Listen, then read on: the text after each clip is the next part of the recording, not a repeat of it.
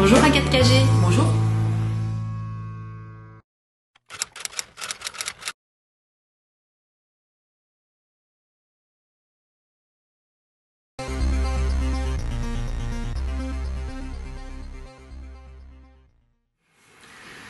La France souffre aujourd'hui d'un certain nombre d'injustices en matière fiscale. Elle souffre de ces injustices et c'est ce qui explique le mouvement aujourd'hui de contestation d'un certain nombre d'impositions.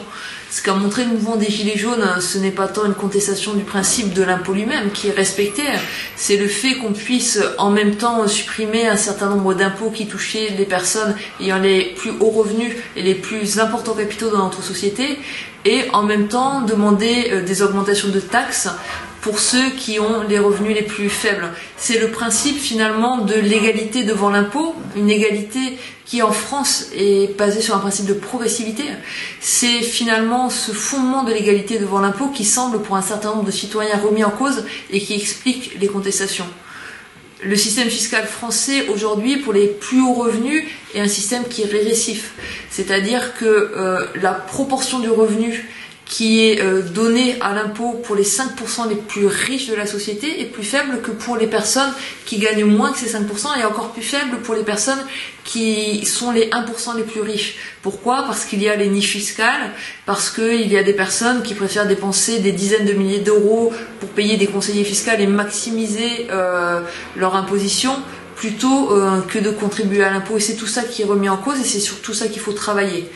Il faut travailler sur une plus grande progressivité de l'impôt en supprimant les niches fiscales au maximum, en s'interrogeant aussi sur le niveau actuel de progressivité de notre impôt sur le revenu, en s'interrogeant sur la taxation des plus hauts revenus et sur la taxation des personnes qui ont une accumulation importante et très importante de capital.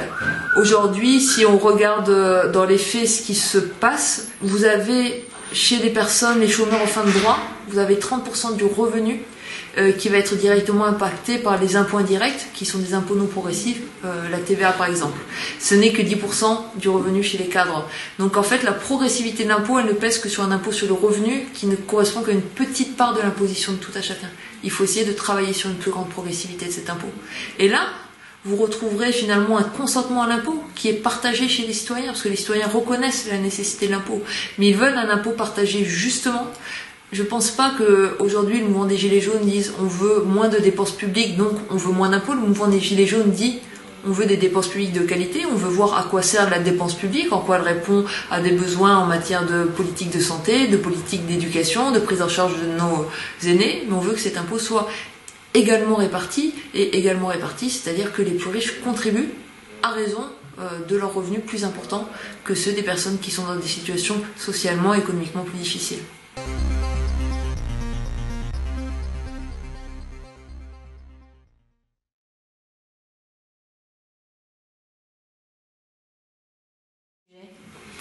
Je pense qu'aujourd'hui, le véritable défi, c'est qu'on ne peut plus se contenter en matière d'impôt de la politique des petits pas.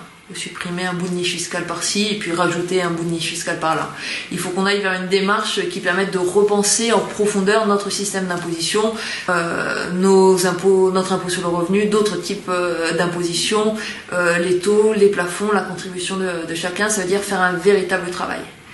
Ça nécessite d'associer véritablement tous les acteurs, bien sûr les acteurs publics, les acteurs politiques, les acteurs de l'administration, les acteurs syndicaux également parce qu'ils ont un apport important, ils réfléchissent depuis extrêmement longtemps sur l'impôt, à la fois sur l'impôt sur les revenus mais également sur les cotisations sociales qui ont un rôle fondamental dans notre système de protection sociale, et associer également les intellectuels au sens large, en matière académique les économistes qui ont une capacité à simuler quels vont être l'impact des différents types d'imposition sur le revenu des citoyens, leur consommation, l'évolution de leurs revenus à long terme. Donc c'est important, c'est-à-dire qu'ils peuvent nous dire regardez, vous prenez tel type de décision, regardez l'impact que ça va avoir sur les citoyens sur le long terme, et ça nous permet finalement ces évaluations a priori de prendre des décisions en ayant un éclairage le plus transparent possible. Il faut mobiliser bien sûr les juristes, parce que les juristes vont nous dire ce qu'on peut faire aussi dans le respect du droit et aussi dans le respect de la Constitution. En matière d'imposition, il y a des principes constitutionnels qui sont fondamentaux, le principe de nécessité de l'impôt, le principe de la légalité de l'impôt, de l'égalité devant l'impôt, de consentement à l'impôt. Donc il faut que les juristes aussi se mobilisent. On ne peut pas faire n'importe quoi quand on touche aux impôts. Il faut également que les acteurs du monde associatif qui réfléchissent beaucoup à ce sujet puissent se mobiliser. On a vu l'action conduite par Attac depuis des années. L'imposition, elle se pense au niveau national, elle doit se penser également au niveau européen et au niveau international. On ne peut pas conduire une réforme importante, et c'est une réforme importante qu'il faut conduire en matière fiscale aujourd'hui en France, sans mobiliser l'ensemble des acteurs politiques, administratifs, syndicaux, associatifs, le monde académique, et également mobiliser les citoyens, parce qu'on ne va pas leur présenter sous la forme d'un paquet cadeau surprise un nouveau système fiscal. S'ils ne sont pas associés dès le début, alors ça ne fonctionnera pas, parce que l'impôt, de toute façon, sa qualité est basée sur le consentement citoyen. Merci.